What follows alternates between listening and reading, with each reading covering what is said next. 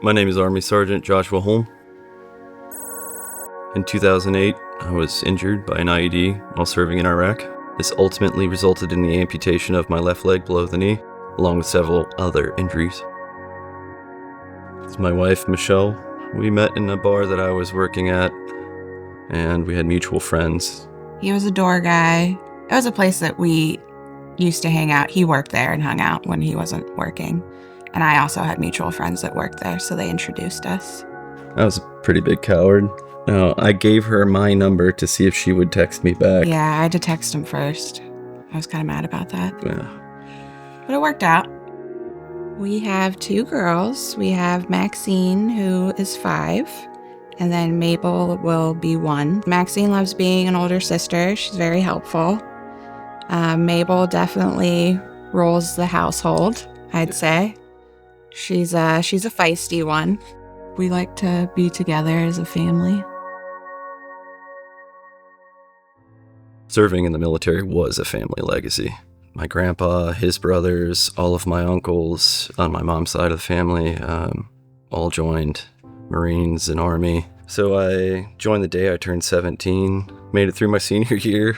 I just found purpose. I found working myself silly for a goal. They rewarded you for the things that you did well, and I kind of excelled, I guess. And then I got hit. So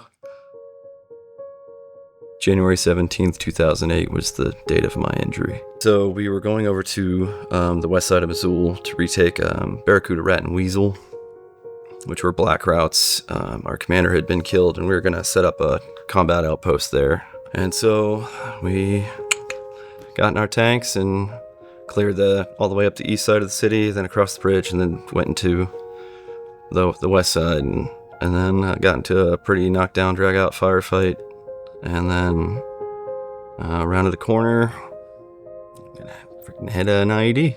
And we're trying to keep low because we're still taking PSAF and RPGs every now and then, and so we roll off the top of the tank onto the front slope, off the front slope onto the ground, and try to stand up and get across and out of the line of fire of the area, and can't. So we end up crawling on the ground across this major road into the back of the Bradley in front of us with the medic going like this. And then we got to the medical cache, and that's about it.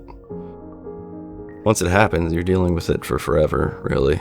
It was a limb salvage, so it was surgery after surgery after surgery, eventually to an amputation. This knee was operated on, had broken my back, and I just tried to stay strong for so long. My mind was falling apart, and I was breaking down and trying to find anything and everything that I could do to stay active and kind of push off what I knew was eventually coming, which was I gotta slow down and be mindful of what everything is, really. I can't rely on being stubborn and young anymore. Well, we live in it's a cute home, and I'm very grateful for it.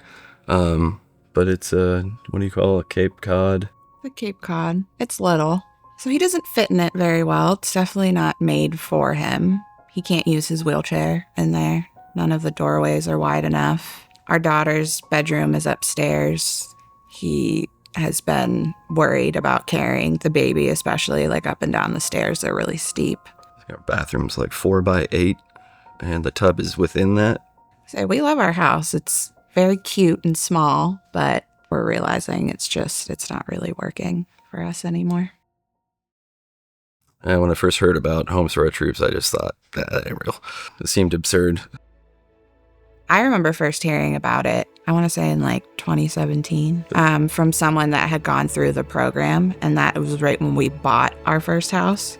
So we were like, oh, we don't need that, like we're good. They really have the veteran in mind. Obviously the houses are beautiful. They go above and beyond to give them a place that they can stay in comfortably for the rest of their life. It's impressive. It's the perfect thing at the right time. Like she said, everybody's just wonderful. I'm insanely grateful. The best things about these homes are just the space and being able to use your wheelchair. The shower. I have access to my kids' room easily. Even if I'm not feeling well that day or my stump hurts, I can just roll right in, and then take care of my kids. It's weird. I never thought about how limited I was until this became more so of a reality. To have your home accessible, to be able to thrive in it, that's the foundation of wellness for anybody, but especially handicapped or injured people.